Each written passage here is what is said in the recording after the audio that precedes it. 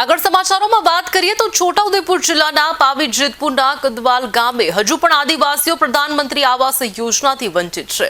વર્ષ 2024માં ભારે વરસાદના કારણે નુકસાન થયું હતું। આ નુકસાની બાદ સર્વે હાથ ધરવામાં આવ્યો હતો। જોકે સર્વે બાદ પણ ગ્રામ પંચાયતના સરપંચ કે તલાટી હજુ સુધી આ ગામમાં કોઈ પણ જાતની વિઝિટ કે તપાસ કરવા માટે આવ્યા નથી। સર્વે તો થઈ ગયો, તેમ છતાં હજુ સુધી અનેક આદિવાસી પરિવારોને પ્રધાનમંત્રી આવાસ યોજનાનો લાભ મળ્યો નથી।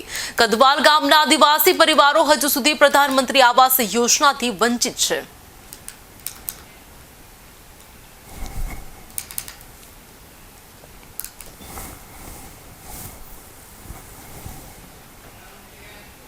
आ जंगल में रेवानु मकान जंगल में छे।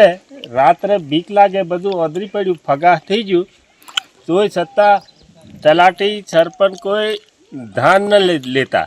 अब मारे आई रात्रे केवी रीते रेवानु घर में ચોમાસા में पड़ी गई ऊपर नाळो हंगात भीतिया बधु कासु मकान होतुं एटले भीतिया बी बेही गयो। आ आजूबाजू जंगल मारे वच्चे जंगलनी नजीक घेर छे।